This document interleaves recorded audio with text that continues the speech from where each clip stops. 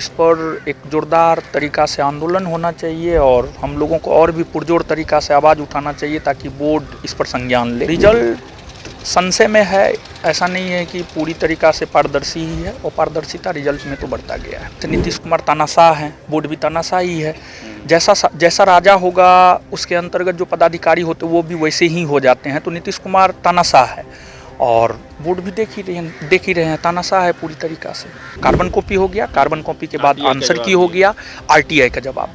ये 3 चीज़ को लेकर के सभी विद्यार्थियों को फिजिकल प्रोटेस्ट करना होगा। बिना फिजिकल प्रोटेस्ट का बोर्ड सुनने वाला आपका नहीं है। ऐसा परीक्षा क्या कभी आप सुनते हैं कि जिसमें न पीटी में क्वेश्चन पेपर दिया जाए, न आंसर शीट दिया जाए, ओएमआर कार्बन कॉपी रंगवाया तो जाता है लेकिन छात्रों को दिया नहीं जाता है, इंडेक्स भी नहीं बताया जाता है। क्या इस पूरे प्रोसेस को हम चयन प्रक्रिया कह सकते हैं या लॉटरी सिस्टम कह सकते हैं? देखिए, इसको लॉटरी सिस्टम कहना ज़्यादा जायज़ है। नमस्कार, आप देख रहे हैं द इंडिया टॉप। मैं हूं आदेशपुरी। गंगा का तट है, आप देख सकते हैं, और यहाँ पर सैकड़ों की संख्या में ये छात्र जो हैं, लड़के लड़कियां, ये 2213 बिहार दरोगा के मेंस की तैयारी कर रहे हैं। आपको बता दें कि कुछ दिन पहले ही 2213 बिहार दरोगा के मेंस का रिजल्ट घोषित किया गया है, और ज्ञान बिंदु जीएस एकेडमी उसके अंतर्गत ये जो छात्र हैं वो कदम घाट जो है गंगा किनारे, वहाँ पर टेस्ट की प्रैक्टिस करते हैं हर एक रविवार के रविवार, और दरोगा की तैयारी करते हैं। आपको बताएं कि 48,000 के आसपास 2213 दरोगा के लिए पीटी में रिजल्ट दिया गया, यानी कि ये छात्र जो हैं या मेंस की तैयारी में लगेंगे। हालांकि आपको बताएं कि बिहार में दरोगा की परीक्षा जो है काफ़ी विवादित रही है। परीक्षा जब भी हो, पीटी हो, मेंस हो या फाइनल रिजल्ट आए, कुछ ना कुछ विवाद होते ही रहता है। हमारे साथ हैं रोशन आनंद सर, जीएस ज्ञान बिंदु जीएस एकेडमी के सर हैं, इन्हीं से बात करेंगे। सर, छात्र तो काफ़ी ज़्यादा तादाद में है। अभी तक हम कहें तो इतना ज़्यादा छात्र मेंस का अभी तक हम नहीं देखे हैं पटना में, जो कि एक साथ अभी मेंस का तैयारी कर रहे हों। क्या कहना है सर रिजल्ट के बारे में? देखिए, बोर्ड अपने तरीक़ा से रिजल्ट दिया है, ठीक है, लेकिन कुछ अपारदर्शिता है, हमेशा से रहा है, तो उसको लेकर के लोग तो हमेशा आवाज़ उठाते रहा है, लेकिन बोर्ड का कोई इस पे यानी कमेंट अभी तक नहीं आया है जो आना चाहिए। तो इस पर एक जोरदार तरीक़ा से आंदोलन होना चाहिए और हम लोगों को और भी पुरजोर तरीक़ा से आवाज़ उठाना चाहिए ताकि बोर्ड इस पर संज्ञान ले। तो रिजल्ट संशय में है, ऐसा नहीं है कि पूरी तरीक़ा से पारदर्शी ही है, और पारदर्शिता रिजल्ट में तो बढ़ता गया है। सर, ऐसा परीक्षा क्या कभी आप सुनते हैं कि जिसमें न पीटी में क्वेश्चन पेपर दिया जाए, न आंसर शीट दिया जाए, ओएमआर कार्बन कॉपी रंगवाया तो जाता है लेकिन छात्रों को दिया नहीं जाता है, इंडेक्स भी नहीं बताया जाता है? क्या इस पूरे प्रोसेस को हम चयन प्रक्रिया कह सकते हैं या लॉटरी सिस्टम कह सकते हैं?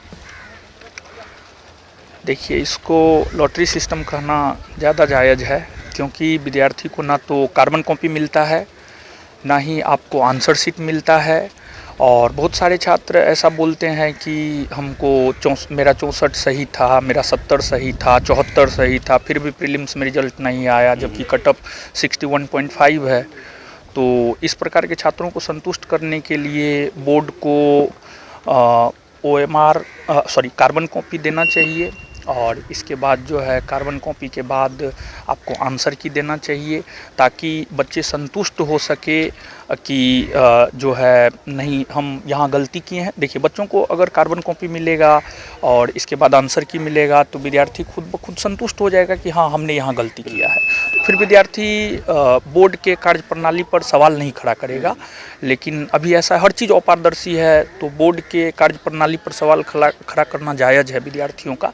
और अगर मान लीजिए ऐसा कर देता है तो फिर कोई बच्चा ये नहीं कह सकता है कि मेरा 70 सही था लेकिन फिर भी रिजल्ट नहीं आया है। तो अपारदर्शिता तो है, इसमें कोई शक नहीं। सर, छात्रों को कैसे अब मनाते हैं, समझाते हैं? क्योंकि रिजल्ट में आप भी देखेंगे 2446 में बहुत हज़ारों की संख्या में जो ये आरोप लगा रहे थे कि हमने कट ऑफ से ज़्यादा सही किया है, बावजूद उसके रिजल्ट नहीं हुआ। तो फिर कैसे आप मनाते हैं? क्योंकि ये छात्र तो चयनित हैं, इनसे कहीं ज़्यादा छात्र नहीं चयन हो पाया होगा आपके यहाँ ही। स्वाभाविक सी बात है। देखिए, 6 लाख से ज़्यादा बच्चे परीक्षा दिए हैं, रिजल्ट है 47,900, अप्रॉक्स में 48,000 का रिजल्ट है। तो मैक्सिमम बच्चे तो असफल ही हुए हैं, कुछ ही बच्चे सफल हुए हैं। तो उनसे यही कहा जाता है कि आप नेक्स्ट एग्ज़ाम के लिए प्रिपेयर्ड होइए, और क्या दूसरा तो कोई रास्ता है नहीं। क्योंकि जिस प्रकार से नीतीश कुमार तानाशाह हैं, बोर्ड भी तानाशाह ही है। जैसा राजा होगा उसके अंतर्गत जो पदाधिकारी होते वो भी वैसे ही हो जाते हैं। तो नीतीश कुमार तानाशाह है और बोर्ड भी देख ही रहे हैं, तानाशाह है पूरी तरीक़ा से। सर मेंस लगभग 80 या 90 दिन बच रहा है, 100 दिन लगभग मान लिया जाए। जो ऐसे छात्र जो पटना में नहीं हैं उनको आप क्या कहेंगे, मेंस के लिए किन चीज़ों पर ज़्यादा जोर दिया जाए अभी? देखिए, हम छात्रों को यही संदेश देना चाहते हैं कि आप कुछ बुक चूज कर लीजिए और उसी बुक को बार बार पढ़िए। ये नहीं कि ये भी किए, वो भी किए, वो भी किए, नहीं। कुछ सिलेक्टेड बुक आप कर लीजिए, चूज कर लीजिए और उस सिलेक्टेड बुक को ही बार बार कीजिए। आज के डेट में हर चीज़ ओपन है, क्या पढ़ना चाहिए, क्या नहीं पढ़ना चाहिए, बहुत सारे गाइडर हैं, बहुत सारे टीचर हैं। तो आपको तो सलाह देते ही रहता है, तो बस उसी में आपको चूज करना है कि कौन मेरे लिए बेटर है, उस बुक को बार बार आपको करना है। और साथ ही साथ मेंस में मैथ और रीजनिंग का काफ़ी अहम रोल होता है। 20 से 25 मैथ रीजनिंग पूछा जाता है। तो हम अपने बच्चों को यह सलाह देते हैं कि मैथ रीजनिंग का एक प्रैक्टिस सेट आप डेली लगाइए। तो हम सभी लोगों को यह कहेंगे कि मैथ रीजनिंग का एक प्रैक्टिस सेट आप डेली लगाइए और जीएस भी आप पढ़िए और सेल्फ स्टडी आप ज़रूर कीजिए। कम से कम मेरे ख्याल से 8 घंटा सेल्फ स्टडी ज़रूरी है। बिना सेल्फ स्टडी का आप रिजल्ट नहीं ले सकते हैं। सेल्फ स्टडी का आपके रिजल्ट में बहुत बड़ा योगदान होता है। आप कितना भी किसी भी टीचर के पास पढ़ लीजिए 8 घंटा 10 घंटा, उससे कुछ नहीं होगा, लेकिन सेल्फ स्टडी अगर आप 8 से 10 घंटा करेंगे तो आपका रिजल्ट निश्चित तौर पर होगा। सर कट ऑफ क्या आप डिसाइड कर रहे हैं? जिस तरह पिछले साल 75 के आसपास कट ऑफ रहा, इस बार आ गया 61 आ गया, 61 पॉइंट कुछ आ गया। क्या लगता है मेंस में भी पीटी की तरह ही क्वेश्चन रहेगा या फिर पिछले बार की तरह क्वेश्चन रहेगा और कट ऑफ ज़्यादा जाएगा? देखिए, प्रीलिम्स में जैसा क्वेश्चन रहा है, सोशल मीडिया पे किरकिरी हुआ है क्वेश्चन का, इसमें कोई शक नहीं है। और जो बीपीएसएससी बोर्ड के चेयरमैन है, ऐसा हमको लगता है कि वो सोशल मीडिया पे बहुत ज़्यादा एक्टिव रहते हैं। तो इसी वजह से मेरा अपना अनुमान है कि क्वेश्चन पेपर जो रहेगा अकॉर्डिंग टू सिलेबस रहेगा। प्रीलिम्स में भी अकॉर्डिंग टू सिलेबस ही था। कुछ क्वेश्चन को अगर छोड़ दिया जाए, 10-15 क्वेश्चन को अगर छोड़ दिया जाए तो क्वेश्चन अकॉर्डिंग टू सिलेबस ही था। मेंस में जिस प्रकार से प्रीलिम्स के क्वेश्चन को लेकर के सोशल मीडिया पे किरकिरी हुआ है, उससे यह अनुमान लगाया जा रहा है कि मेंस में अकॉर्डिंग टू सिलेबस रहेगा, लेकिन थोड़ा सा डेप्थ रहेगा क्वेश्चन में, ऐसा मेरा अपना अनुमान है। और जिस सेगमेंट को प्रीलिम्स में नहीं छुआ गया है, उस सेगमेंट को मेंस में छूने का पूरा प्रयास किया जाएगा। क्या सर आसान है क्वेश्चन या टफ? क्या आपको क्या लगता है जिनसन पहले से? हमको लगता है, देखिए, हम इस वैकेंसी को, हम दरोगा बहाली की प्रक्रिया को 17 पोस्ट से देख रहे हैं। हमेशा प्रीलिम्स में क्वेश्चन टफ रहा है, लेकिन मेंस में इजी रहा है। और हमको लगता है प्रीलिम्स के तुलना में मेंस में इजी रहेगा, मॉडरेट क्वेश्चन रहेगा, हमको ऐसा लगता है पर्सनली। सर क्या लोग आंसर की के बारे में पहले हल्ला किया गया कि आंसर की दिया जाएगा, क्या आपको ऐसा लगता है कि आएगा, मेंस में भी आएगा? देखिए, बोर्ड की तरफ से इस प्रकार का कहीं कोई बात नहीं कहा गया था कि आंसर की आएगा। देखिए, सिर्फ एक हिंदुस्तान पेपर है, वो सिर्फ उसमें भी ओरिजिनल जो हिंदुस्तान है वो नहीं, हिंदुस्तान युवा वाला जो है इस प्रकार का अफवाह उड़ाया था। और हिंदुस्तान युवा इस प्रकार का अफवाह लगभग हर परीक्षा में उड़ाता है।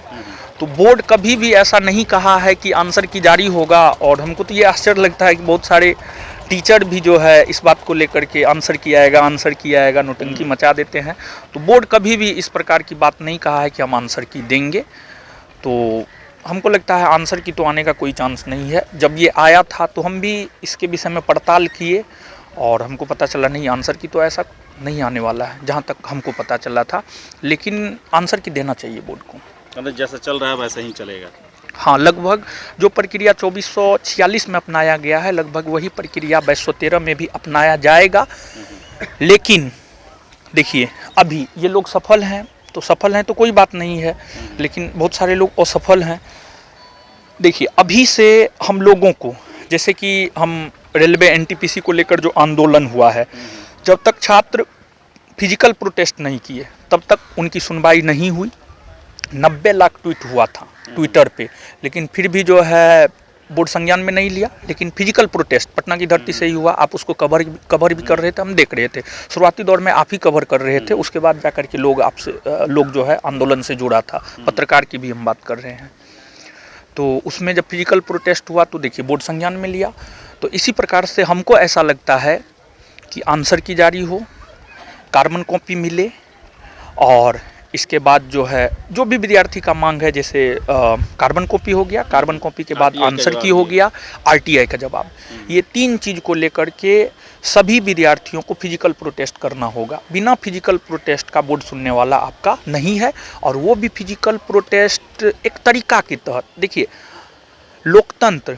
लोकतंत्र में आंदोलन होना चाहिए, लेकिन आंदोलन हिंसक नहीं होना चाहिए, अहिंसक आंदोलन होना चाहिए। तो एनटीपीसी के छात्रों ने अहिंसक आंदोलन किया, इसके पक्ष में कोई भी नहीं रहेगा। जो शिक्षित लोग हैं वो कभी नहीं रहेगा। फिजिकल प्रोटेस्ट की बात करें तो पिछले साल ही 5/22/2446 के लिए 5 फिजिकल प्रोटेस्ट हुआ, गिरफ्तारी भी हुआ, वो भी शांतिपूर्वक था, लेकिन कहाँ सुनवाई हो पाया सर?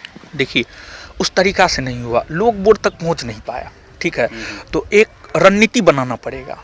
देखिए प्रोटेस्ट यानी आंदोलन के माध्यम से तो गांधी जी देख लीजिए देश को आज़ाद करवा दिया। आंदोलन में बहुत शक्ति होता है, लेकिन आंदोलन अहिंसक होना चाहिए।